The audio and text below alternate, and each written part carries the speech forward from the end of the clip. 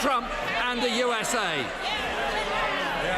Will he make it clear that our National Health Service is not going to be sold to American healthcare companies?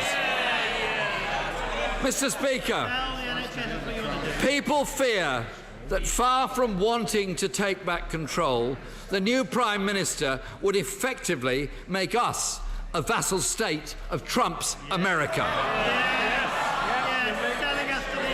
Will he ask the new Foreign Secretary to prioritise the release of Nazanin Zaghari Ratcliffe? And is he working with European partners to restore the Iran nuclear deal and de-escalate tensions in the Gulf?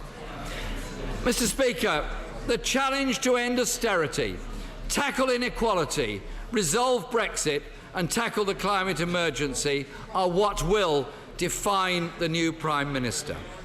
Instead, we have a hard-right cabinet staking everything on tax cuts for the few and a reckless race to the bottom Brexit. He says he has pluck, nerve and ambition. Our country does not need arm-waving bluster, but competence, seriousness, and after a decade of divisive policies for the few, to focus for once on the interests of the many. Mr. Speaker, I struggle to discover a serious question in that, but I'll make one answer, one important point that is worth making, which is that under no circumstances will we agree to any deal, any free trade deal that put the NHS on the table. It is not for sale. And I would remind the right honourable gentleman that for 44 years of its 71 years of glorious existence, it is the NHS that has benefited from Conservative policies and Conservative government.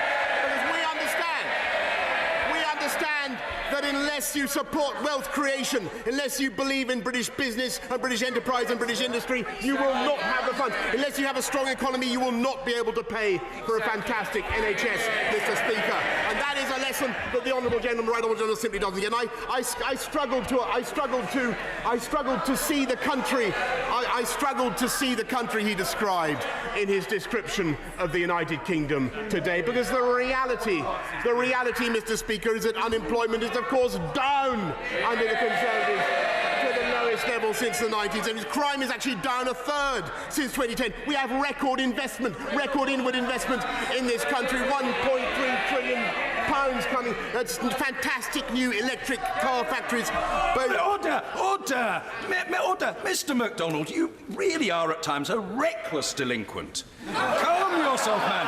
I know you get very irate because you feel passionately, and I respect your passion, but I don't respect your delinquency. Calm yourself, man. Take some sort of soothing medicament and you'll feel better as a consequence. The Prime Minister. Speaker, they don't like it, but the truth is that there were more homes built in this country last year than in any year in the last 31 years bar one.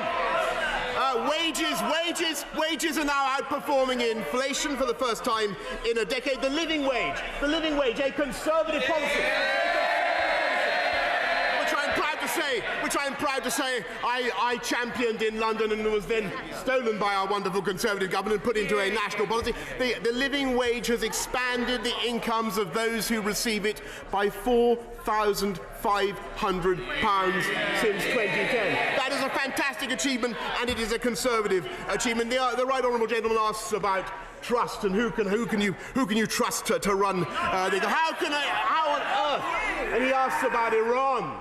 Mr. Speaker, a right honourable gentleman who has been paid by Press TV of Iran, who repeatedly sides with the mullahs of Tehran rather than our friends in the United States over what is happening in the Persian Gulf. How incredible that we should even think of entrusting that gentleman with the stewardship of this country's security. But worse than that, by far, Mr. Speaker, this is a right honourable gentleman who is set on an economic policy together with the shadow chancellor who was sacked by Ken Livingstone for being too left-wing. Sacked, quite rightly. Sacked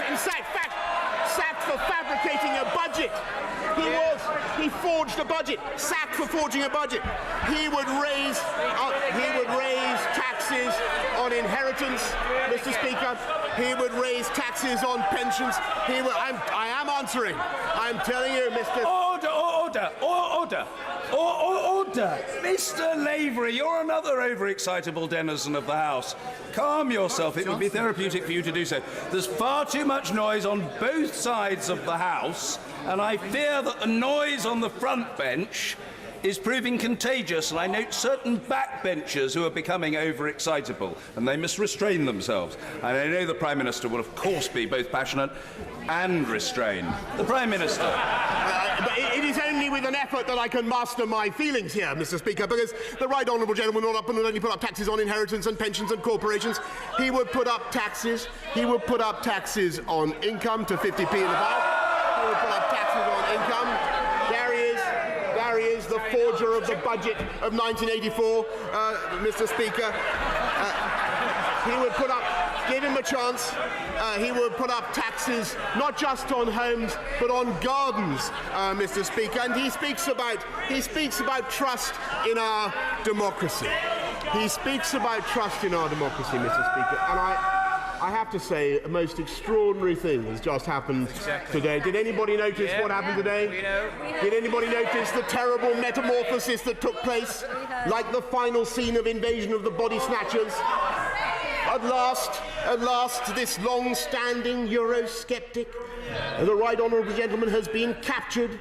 He has been jugulated. He has been reprogrammed by his honourable friends. He has been turned now into a Remainer. He has turned Labour into the party in all the flip-flops he has performed in his tergiversating career. That is the one for which I think he will pay the highest price.